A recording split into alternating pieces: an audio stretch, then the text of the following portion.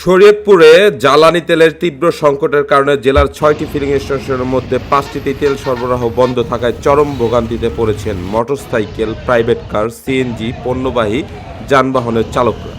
শুক্রবার সকাল থেকেই জেলার ৬টি ফিলিং স্টেশনের ১৮টি ডিলার পয়েন্টে তেল সরবরাহ বন্ধ রয়েছে। এতে পরিবহন খাতের পাশাপাশি কৃষিখাতেও বিরূপ প্রভাব পড়েছে। পর্যাপ্ত তেলের অভাবে সেচ কার্যক্রম ব্যাহত হচ্ছে। অনেক কৃষক সেচের জন্য তেল সংগ্রহ করতে এক স্টেশন থেকে আরেক স্টেশন ঘুরেও খালি হাতে ফিরছেন।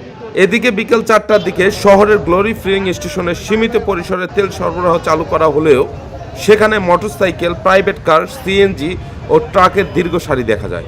ঘন্টার পর ঘন্টা লাইনে দাঁড়িয়ে থেকে অনেক চালক প্রয়োজন অনুযায়ী তেল পাচ্ছে না বলে অভিযোগ করেন।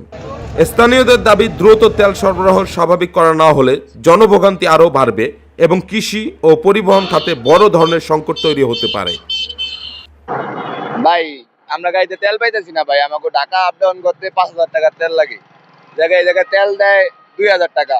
কাজিরাট পাম্প বন্ধ, ডগরি পাম্প বন্ধ, কালকে থেকে পাম্প বন্ধ। এটাও বন্ধ ছিল, একটু আগে শুনছি তেল আইছে। ১.৫ ঘন্টা ধরে সিরিয়াল তেল আইছি ভাই, আন্তরিক তেল তুল পাইতেছি না।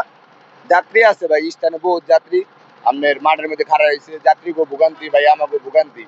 সরকার কইতেছে ভাই তেল আছে পর্যাপ্ত পরিমাণ, তেল তো ভাই আমরা সময় মতো পাইতেছি না। আমার গাড়িতে ভাই যে তেল আসছিল রিজার্ভ সব শেষ। ধরেন আমি যদি তেল না পাই যাই তার না টাকা গাড়ি বহা থাকবো, কিচ্ছু করার নেই। আমি এখানে 10:30 বাজে আসছি। আমার হলো একটা মুরগির ফার্ম আছে, 600 বাচ্চা। এখানে গতকালকে বিদ্যুৎ মানে বন্যার কারণে আমাদের ওখানে কোনো ক্ষতিগ্রস্ত হচ্ছে, এখানে বিদ্যুৎ নাই। বিদ্যুৎ না থাকার কারণে আমাদের হলো জেনারেটর দিয়ে ফ্যান চালায় বাচ্চাদের করতে হয়, হ্যাঁ, রক্ষণাবেক্ষণ করতে হয়। এই জন্য কারেন্ট পাওয়ার না পাওয়ার কারণে এখানে তেল নেওয়ার জন্য আসছি সকাল 10:30 বাজে। এত পর্যন্ত এই যে এইমাত্র তেল দেওয়া শুরু হয়েছে, এখন আমি 1 ফোঁটা তেল পাইনি। তেল না হলে আমার বিশাল আমি ক্ষতিগ্রস্ত হয়ে যাবো। আমার জুমা নামাজের পরে 2টা থেকে এখানে তেলের পাম্পে বসে রয়েছি। আমি একজন গবাদি পশু ডাক্তার, কিন্তু তেলের সংকটতার কারণে আমি চিকিৎসা ভাবে সঠিকভাবে দিতে পারতাছি না। এখন ইমার্জেন্সি ফোন আসছে যে ডেলিভারি কেসের, কিন্তু আমি তেলের কারণে যাইতে পারতাছি না। গাড়ি এখানে পর্যন্ত বসে রয়েছি। ঠিক এখানে আমি এই যে 2টা থেকে এই যে এখন 3:40 মতন বাজে, এই পর্যন্ত বসে রয়েছি। এখন তো যাইতে পারতেছি না। এখন কবে যে কখন যামু এখন কোনো নিশ্চয়তা নাই। News desk, Shariatpur Times.